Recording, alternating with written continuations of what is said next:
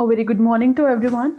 So today we are going to do some questions and a overall analysis, and just let's call it a orientation program regarding WIPRO NLTH, that is Nets National Level Talent Hunt, as organized this year for the upcoming batch of year 2021.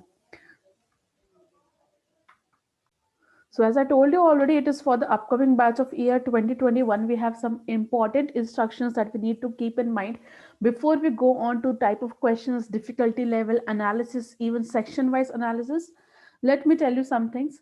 So NLTH is actually national level talent hunt, which is organized by Wipro every year, and this year it will be going to be done for the batch of 2021. That is the latest upcoming batch. Now we have, in the following program, I have a syllabus analysis, a cutoff, and a breakthrough in respect of times and the marks both. So first section, let me tell to you what is Wipro NLT's recruitment pattern. So the most important thing before going on to any exam, before appearing for any exam, is to know what its pattern would be, or through how many stages do you have to go before you get to the final stage, before you get your offer letter. So basically, what are the stages that are going to be involved? That is my recruitment pattern. So the first stage, first and the foremost that you have to clear out, it is going to be an online test. The pattern for the online test I'm going to discuss.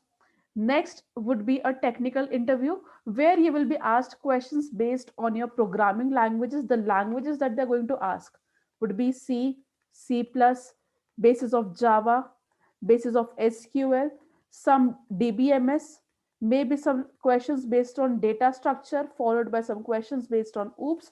Basically, all in all, whatever they can deal with basic programming that we can think of, that is what they're going to ask in a technical interview. Next step, if we ask about a HR interview, what is going to be asked in a HR interview is basically the person would want to know how you are as a person, or more of on a personal level, what kind of a person you are, what are the difficulties that you face in your life, maybe what are your hobbies, what are your strengths, weakness, on a personal level, what kind of person you are. That is what would be judged in a HR interview. Moving forward, if I talk about the online tests that we have, online test is actually going to be aptitude test followed by a programming test as well. So online test, a lot of students, what they think is online test is going to be just for the aptitude, or what they think is if it is an online test, it must be just the programming that is going to come. No, our online test is going to be a mixture of questions from both aptitude section and from programming sections also. Okay, next thing. If I go for a section wise pattern, overall, the online test that you're going to have, the online test overall, it is going to be of 128 minutes. That is 2 hours and 8 minutes. And that 128 minutes is divided as per these sections. This is the cutoff that we have with respect to the different sections that are going to be given to us. Okay, so online procedure that we're going to have, it is going to be of total 128 minutes. So this whole process is actually 128 minutes. You will not say that, ma'am, why all these sections differently are included. It's like that. If you're appearing for the online pattern, if you're appearing for the online test, overall it is going to be 128 minutes, out of which aptitude, that is combination of logical, quantitative aptitude and verbal ability, is it is going to be of 48 minutes. So aptitude overall is going to be 48 minutes, in which you have to solve questions of all the three topics, all the three sections, that is logical, quantitative and verbal ability. Next, you will have a written communication test, that is a essay writing test. So written communication, they will give a topic of general importance, just a very simple day-to-day life topic they're going to give, and you have to write a essay on that in 20 minutes.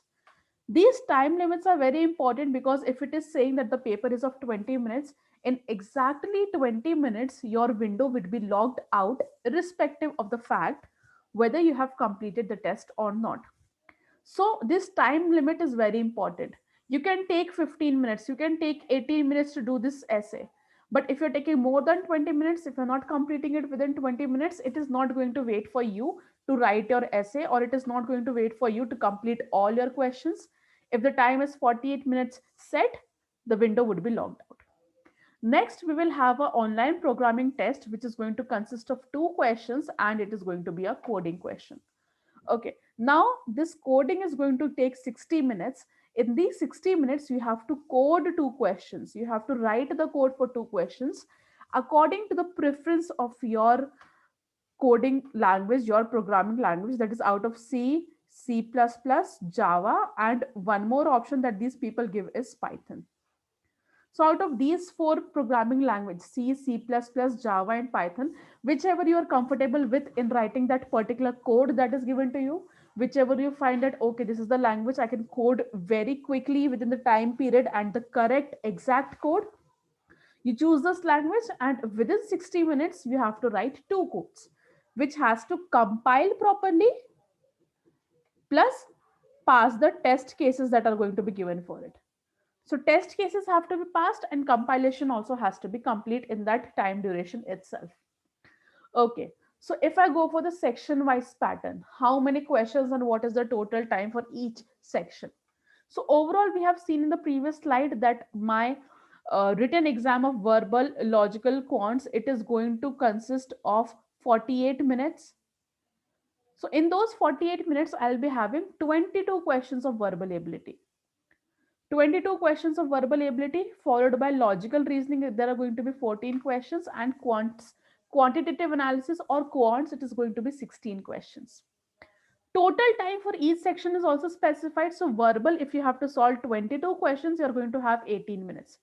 So you can see from here a thing that is very, very clear to you is you have to take less than 1 minute to solve every question of verbal. But on the other hand, when it comes to logical reasoning and quantitative aptitude, you have exactly 1 minute to solve each question. In that 1 minute, you have to read the question, form the concept, solve that particular question, match the option, and then move forward to the next question, which leaves no room for error. I cannot make error here. I have to be very quick. I have to be precise in my decision, and I have to be precise in the type of question that I'm going to solve. Next, as I told you already, essay writing, there is just going to be one topic that would be given to you, and in 20 minutes, you have to express your views. Maybe in some number of words, they will give you, like, for example, they can give, express your views on the topic like politics, or express your views on a topic like impact of COVID on the general life in maybe 300 words, maybe 400 words. Important thing here with respect to essay writing is to stick to the word limit if it is specified and the time duration importantly. Okay, next coding. It is going to be two questions given in a time duration of 60 minutes.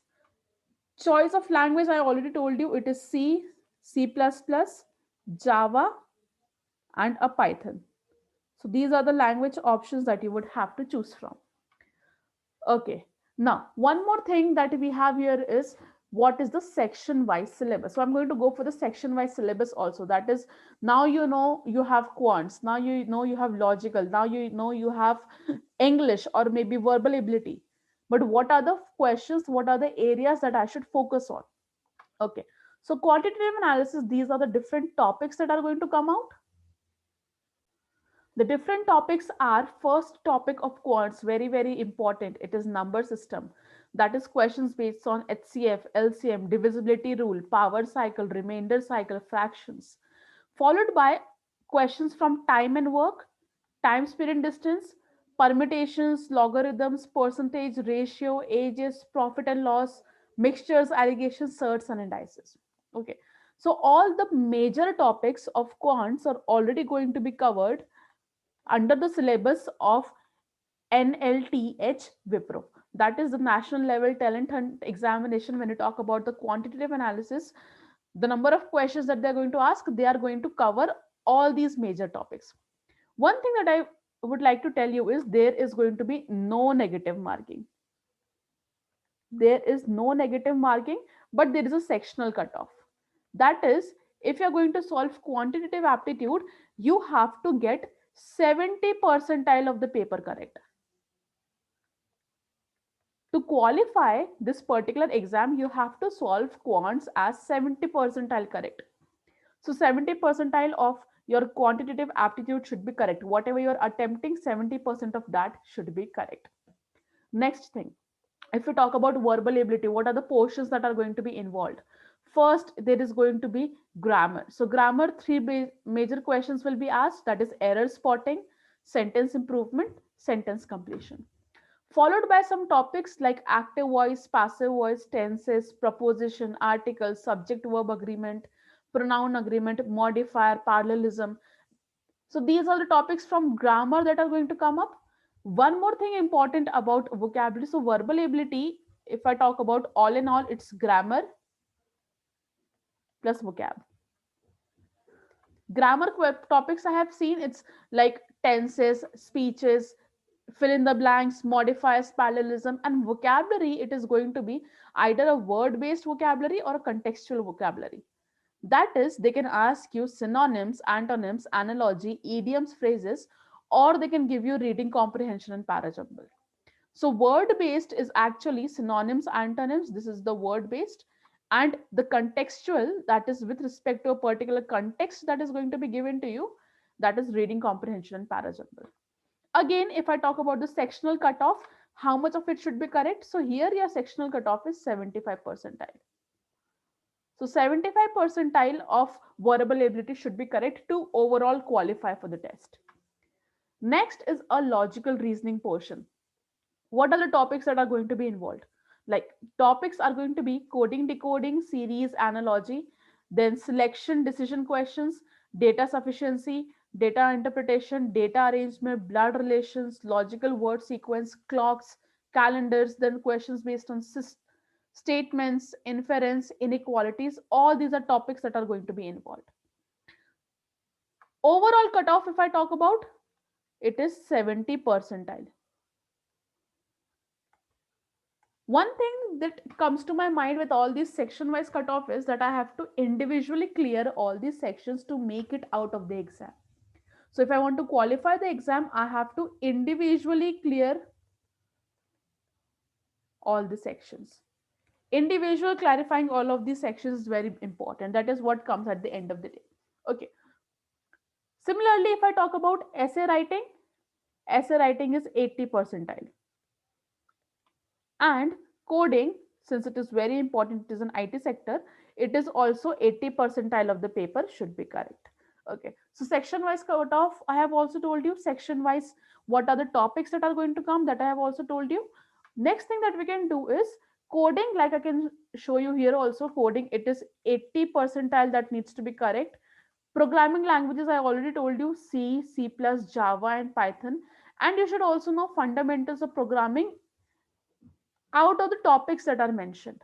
That is, you should be good with arrays, strings, decision making, looping, and functions. So these are the basic programming questions that they ask. Maybe they can ask questions based on arrays, where they would try to find out which are identical arrays, or maybe they would try to find out which is a triangular matrix, which is not a triangular matrix, upper triangular, lower triangular, or maybe string matching, or maybe they can ask questions based on what are the different functions that are involved, maybe decision making, that is, they can go for lots of loops, inequalities, all those questions can be involved. Okay, next thing that we're going to do is I have some questions, and since we have seen already when we talk about quants, when we talk about logical, it is 1 minute per question. So how I can solve out a question that has actually come up in the exams in less than 1 minute, that is what is going to be my target. So I have some questions with me. I'm going to solve these questions for you so that you can have an understanding of what kind of questions come up, what is the difficulty in understanding all of them, and what may be the error that could be made. Okay, so the first question that came up was, a car is 250 meters behind the bus. The car and the bus are moving at speeds of 60 km per hour and 35 km per hour. In what time will the car be ahead of the bus by 250 meters? Okay, now this is a question that is based on time, speed, and distance. I have seen that time, speed, and distance is an important topic of quantitative analysis, and it is already mentioned in the syllabus that they're going to ask questions from time, speed, and distance. So, this is a question that had come up in WIPRO 2018, And a very simple question this was, because since they want me to solve every question within 1 minute, the overall difficulty level analysis of the paper is it would be somewhere from moderate to difficult. Overall difficulty level, if we talk about it, is going to be from moderate to difficult. Most of the questions are going to be on a moderate level of difficulty. There might be one or two questions here and there, that is out of the 15 questions, 16 questions that are asked, maybe one or two questions would be very difficult to crack, but most of the questions are on a moderate level of difficulty. It is not going to be very difficult at all to solve those questions if you know what the concept is that we are running behind. Okay, now time, speed and distance, this particular question, it is based on relative speeds. So the first thing that I'm going to do is, the car and the bus, they're moving at the speeds and the car is moving behind the bus. I'll try to find the relative speed. Why am I finding the relative speed is because since it is given that in what time will the car be ahead of the bus by 250 meters, the car and the bus, they have together formed a system. And I know the condition of chasing, when the two systems, when the two objects, they're chasing each other or they're moving in the same direction, their velocities get subtracted. So overall relative velocity, if I talk about, it will become 60 minus 35, that is 25 kilometers per hour. This is what my relative velocity becomes, or relative speed becomes 25 kilometers per hour. Now, right now, let's say this is the position of bus. Right now car is at this particular position and it is 250 meters behind. It has to be at a new position. Let's say this is position number 1, position number 2, position number 3. The car has to be at position number 3, which is 250 meters in front of my bus. So total distance that the car has to actually cover is 1 going to 2 going to 3. That is 250 meters plus 250 meters. So overall distance that the car has to cover becomes 0.5 kilometers. Why am I writing it 0.5 kilometers? Because I can see that the speed is also in kilometers per hour. So either I can make this 25 kilometers per hour into meter per second and get my answer, or I can make this 500 meters into 0.5 kilometers and get the answer. Both the ways I have to find my answers in terms of seconds only. But I'm going to make this into kilometers because then my calculation would become easier. Okay, so I know time is distance upon speed. Distance is zero point 0.5, speed is 25. When I do this, this becomes 1 by 50 hours. 1 by 50 hours needs to be converted into minutes. That is 1 by 50 into 60 minutes into 60 seconds. When I do this, this comes out to be 72 seconds. That is the time in which the car will be 250 meters ahead of the bus. It becomes 72 seconds. Very clear understanding. Important concept here was the concept of chasing, that is relative speeds. How do I find out relative speeds? Okay, next question. Let's try to see the next question that had come up in the exam. All right. So this is a question that is based on, as I can make out from the first initial line, somewhat it seems like a question from time and work. But still, let's read out the question. Let's try to find out. So A, B, and C can do a piece of work in 30 days, 45, and 90 days. And these are always the respective dates that are given to us. It will never be like A can do the work in 90 days. No, it has to be respective. In how many days can A alone do the work is if he is assisted by B and C on every fourth day? All right, so this is a clear question from time and work. Again, the difficulty level, if I talk about, it's on a moderate level of difficulty. Okay, so we're going to do by the shortcut because since we have limited time, I'm not going to go by the conventional. What we do is A, B, and C, they can do the work in 30, 45, and 90 days. I'll find the LCM of these quantities, 30, 45, and 90. LCM I'm going to take as 180 units because I know although the LCM is 90, but I'm going to go by the conventional and I'm going to use LCM as 180. Now, they're doing this in this many days. So A has to complete 180 units. He's doing it in 30 days. So A's 1 day work becomes 180 by 30. That is 6 units per day. B's 1 day work becomes 4 units per day. C's 1 day work becomes 2 units per day. Now A is doing 6 units in 1 day. It is given that B and C assist them on every fourth day. Okay. Now, if A is assisted by B and C on every fourth day, that means for 3 days, it is A who is working alone, and the work that he would have done becomes 6 into 3, that is 18 units in those 3 days. On the fourth day, B and C are also assisting him, so this becomes A plus B plus C, that is 6 plus 4 plus 2, 12 units. One thing that becomes clear from here is my 4-day work is equal to work done in 3 days plus work done on the fourth day, that is 30 units. So in every 4 days, 30 units of work is completed. I have to do 180 units. So basically, I can find out from here is that in sets of 180 divided by 30, that is 6 sets of 4 days, my work would be completed. So basically, in 6 set of 4 days, my work will be completed. Therefore, my total number of days actually becomes 6 into 4, that is 24 days. So overall, my task is going to be completed by A when he's assisted by B and C on every fourth day in total of 24 days. My answer becomes option B, 24 days.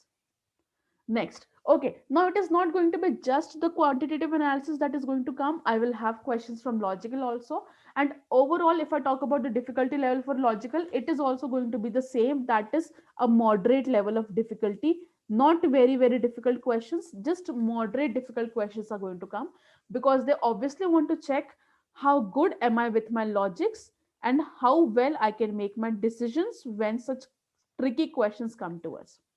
Syllabus we have already seen. Let's look at the first question. So this question seems like statement and conclusion, that is drawing out conclusions from a particular set of statements. This is already specified in the syllabus that I have statement and conclusions as a part. So first statement is all men are toys and some toys are animals. So and I have some conclusions followed by the options. So what this question is trying to say is I will have some statements, I'll have some conclusions, I'll have to figure out that which conclusion follows from the particular statement. Which conclusion is true? Out of the given conclusions, which conclusion is true? Now here it is just one of the conclusions that they have given. Maybe two conclusions were right, maybe three were right, maybe four were right. That depends on the type of question that would be given. Okay, now let's try to sort this question using Venn diagrams. So we can either do this using Venn diagrams or we can even do this using tick and cross method. But and one thing that I can make out from here is if I use the law of tick and cross, if one of the statement is particular, that is if one of the statement is beginning with some, my conclusion will always begin with some. So whatever conclusion might be from here, it has to be something that begins with some dash r dash, something of this sort. When you look at the options, option third, that is my third conclusion, is something is of this format only, some toys are men. So without even solving the question, if I know the concept of tick and cross method, I can say that my answer is C. But let's try to confirm it also. Let's use the Venn diagrams to figure it out. So if you're solving statement and conclusions, you can either go by vocabulary method, that is just with the language of the statement trying to make out. You can go by the tick and cross method, or you can go by the Venn diagram. By tick and cross, I have figured out that the answer is third conclusion is true. That is only third is true. Let's try to figure out with the Venn diagram also. So first says all men are toys. So I have a circle that represent men. All men are toys. That means there's a bigger circle toys inside which there is men. Now next, some toys are animals. Okay, now some toys are animals. So first possibility that is there is there are animals which is only there up to toys. But one more Venn diagram is possible, that is there are some men, all men are toys, okay, that is clear, but there is a set of animals that passes through men also. So in this case also, some toys are animals, it becomes true. Okay, nothing is given about the men. Okay, so in both the cases, one thing that I can make out, let's try to look at the conclusion, all men are animals. This is not followed from either of them, so first conclusion is not true. I only take those conclusions which are solid truths, which can be made out for sure.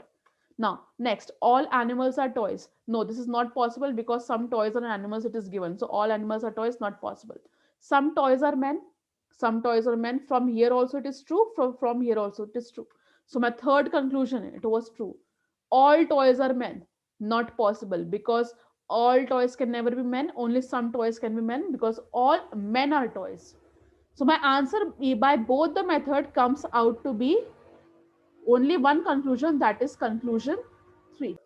So we figured out a reasoning question. Very easy it is if we know what the concepts are.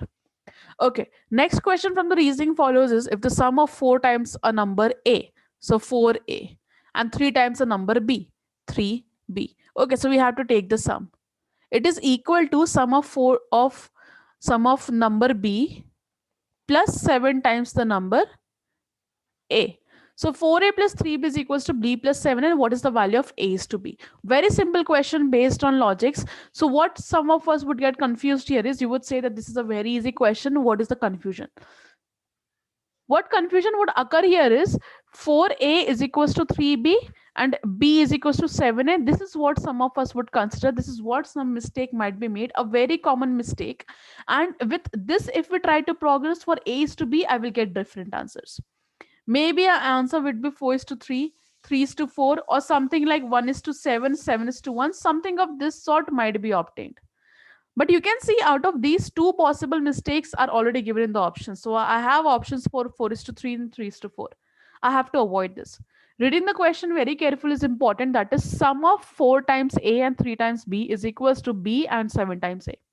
So when we figure this out, 2a is equals to 2b is equals to 3 times of a. I need the value of what is the ratio of a is to b. So if I do a is to b, so 2b is equals to 3a, 2 by 3 is equals to a by b. Now if I need the ratio of what is a is to b, it will be 2 is to 3. It is not 3 is to 2 because from directly here also I would try to give the answer as 3 is to 2. It is not that. It is 2 is to 3. My answer is option A, 2 is to 3. Okay, next question, as you can see, it is from verbal ability. Verbal ability, we have a lot of questions. We have 22 questions that needs to be asked, answered in less time. That is, that need to be answered in 18 minutes. So you have 18 minutes and 22 questions, which means your vocabulary, which means your uh, command over the language needs to be very good. Here also difficulty level would be moderate, too difficult. Why am I taking the upper limit as difficult? Because some topics like maybe vocabulary, maybe reading comprehension, maybe passage arrangement, all these things, they become very difficult for some students, those who don't have a proper command, those who don't read a lot in English.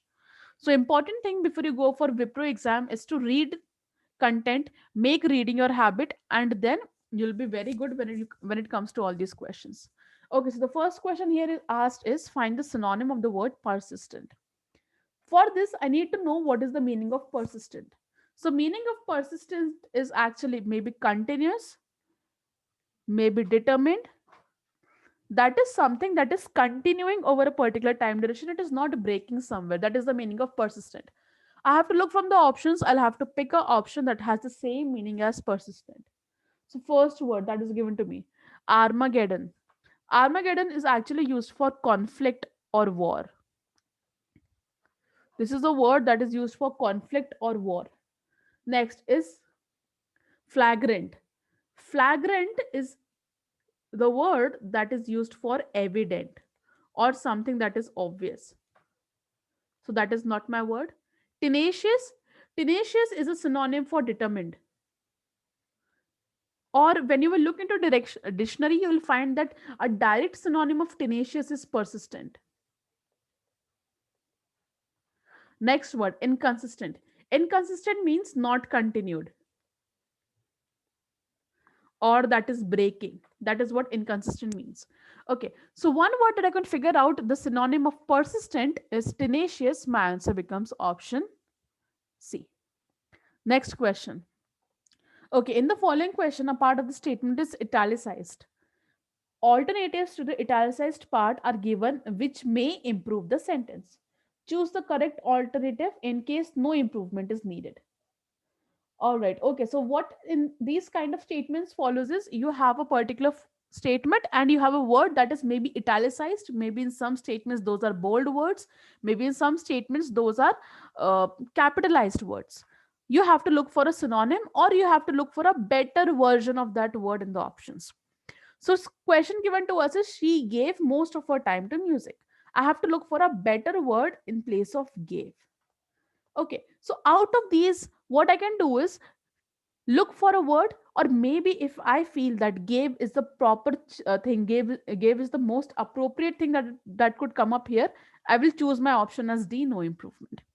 Okay, so she gave most of her time to music, right? First option is spent. She spent most of her time to music. This statement becomes grammatically wrong because if you are using spent, it will be she spent most of her time not to music but on music. So spent cannot be my answer. I cannot change my statement. I have to use a form that suits into the grammars of the statement. I cannot change my statement. I just have to look for a statement. I'll just have to look for a word that suits into the grammars of the statement. Nothing else. Okay. She lent most of her time to music. If I was to use lent, that is also not true because lending means I'll get that thing back. If I'm lending you a pencil, I'll get my pencil back. But if time is given to something, time is a quantity that cannot be revoked. So lent also is not my answer. Next, devoted. She devoted most of her time to music. Okay, devoted is a word that is used mostly in the sense when you are doing some activity. So when you religiously sit and do a activity, when you're giving a lot of time to that particular activity, we use the word devoted for that. So devoted is going to be my answer. No improvement, no, because I need an improvement. My answer is option C, that is devoted.